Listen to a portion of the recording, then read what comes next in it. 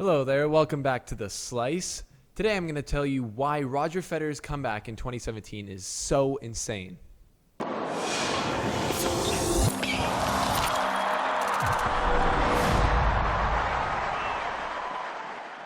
Federer's comeback is crazy for many reasons, a lot of which you have to be a huge tennis fan to understand, but because you're watching this video and I'm a small YouTube channel right now, I'm assuming you're a pretty big fan. So if you're a Federer fan, the main reason his comeback is crazy is because he's seemingly been on the decline for so long now.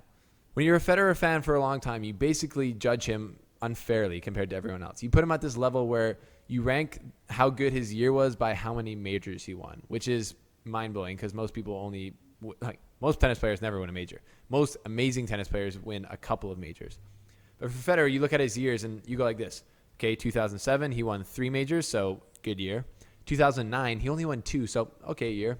2010, he only won 1 major. When are you going to retire, Federer? That's pretty much what Federer fans are thinking, and they just can't believe it. They're like, bad year, 1 major, which is crazy.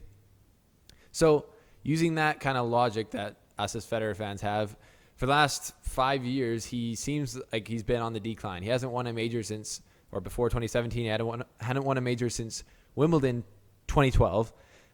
So we are just wondering when he was going to actually retire, and we had 17 majors. That's unreal. Great job, Federer. That record will probably never be beaten, but Rafael Nadal is close. Anyways, so we've been judging his performance unfairly because, for example, in 2015 he went 63-11, losing to Djokovic in 2 major finals, but he didn't win the majors, so therefore we thought he had a bad year, which is obviously not true. And I know a lot of you guys are probably smarter and you might disagree with that. And you thought he was playing well all the time, but he just hadn't been winning majors. But after his injury in 2016, to come back and have a season like he's having right now after just winning Wimbledon is mind-blowing. The second reason it's mind-blowing is because of the way that he's changed his game, and most specifically his backhand.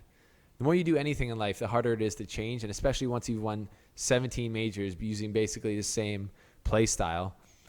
To change your backhand is a hard thing to do, and he's done it amazingly. And it came out most noticeably when he was playing Nadal, his arch nemesis, who used to use or still does, I guess, his big left-handed topspin forehand to go into Federer's one-handed backhand and make it really hard for him to do anything with it because he'd be hitting his backhand above his shoulders like this. So Federer, what he did was he stopped slicing as much. So he instead of just slicing the ball when Nadal hit it there and trying to stay in the rally and waiting for Nadal to lessen up and then go on the attack, Federer has been hitting over the ball much better. So even when he's getting the ball up around his shoulder, he's able to hit through it and do damage. And that wasn't the case 5 years ago, which makes no sense because he's that much older. Second thing he's doing is he's stepping into the court even more than he already does. So we're going to watch a video here, but Federer has been stepping way into the court when Nadal comes at his backhand. And that's allowed him to come from the defensive to the offensive. So in this video here,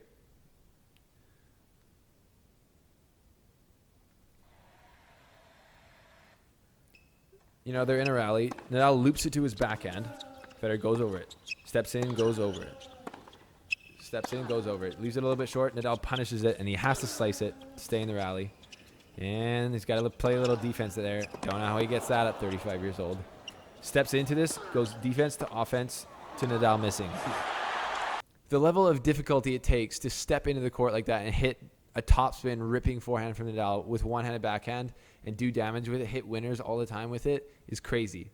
That's just another reason why Federer's comeback is insane, because of the way that he's changed his game. As true Federer fans out there know, when you watch Federer play, you get nervous. And we've definitely been getting a lot more nervous since, I would say, 2010. Really, you're nervous all the time when he plays, and he just rewards you way more often than any other player ever has.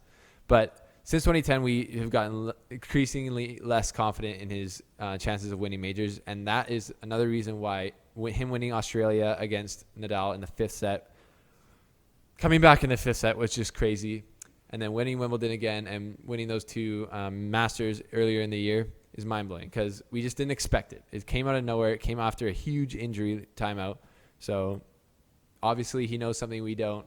Obviously he's able to do things with his body that the normal human being is not able to do, and that is why he's one of the greatest athletes of all time, definitely the greatest tennis player of all time. And that is why Federer's comeback in 2017 is probably the craziest thing I've ever seen in my life. Thanks for watching, folks. This is The Slice. This is where I do tennis reviews, commentary, and predictions. So keep it locked here. Subscribe down below, and your dreams will be fulfilled.